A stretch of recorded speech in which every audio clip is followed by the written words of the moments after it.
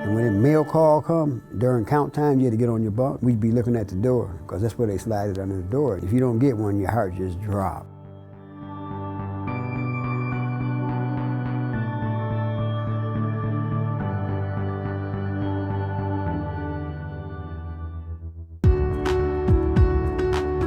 It's the letter of encouragement that becomes the lifeline for them behind bars. If you think about the fact that less than 12% of prison population get regular visitors, it's very understandable how life-giving a letter can be. We know that there are 2.2 million people who are behind bars right now, 95% of whom will be released, which seems like great news. But then we know that 2 out of 3 of those who are released will be rearrested. For a long time, our society's been asking the question, how do we lock bad people up? But here at Crossroads, we want to ask the question, how do we send good people home? Prison can be a pretty hard, dark place. And a word of encouragement from somebody on the outside is gold. It just carries you through. Man, the letter is huge, man. I felt like a baby on Christmas morning every time I got a letter. That's how excited. It was like having something precious like a jewel or a diamond. Friends, nobody wrote back. Family, nobody ever wrote back. And then Mary was my Bible instructor for several years. She was like a second mom that was just there for me. You know, if I was going through something, she wanted to know what was going on and spiritually hold my hand through the process. I didn't really know who Jesus was. And that was something that I had to learn while I was incarcerated. And a big part of that was through the Crossroads and their mentorship and the lesson plans that were sent and the conversations that went back and forth.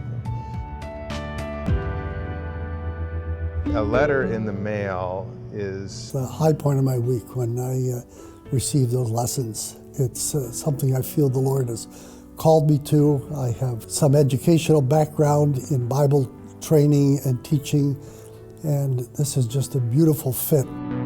It kind of opened my eyes in terms of what is in the Bible about helping prisoners. It's pretty convincing that we have an obligation to help others and help those in prison. It gives me a sense of connecting with the prison ministry, especially when I sit there and open letters that are being sent in and seeing where all the lessons come from all over the country. Today we have over 30,000 students that are working with over 5,000 volunteers through a mail-based Bible correspondence course. Inmates will get connected to a mentor.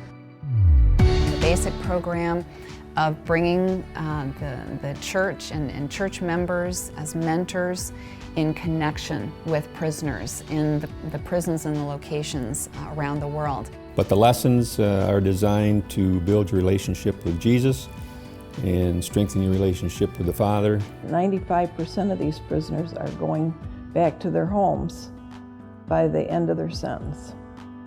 And I think it's all of our responsibilities to help them go back successfully.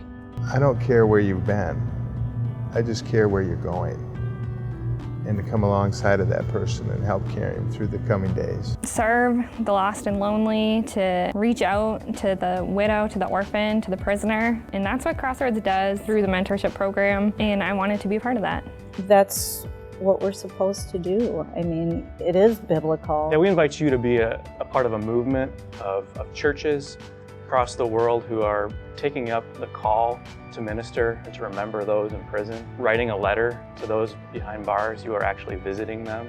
And when we do that, we are fulfilling a call from Jesus.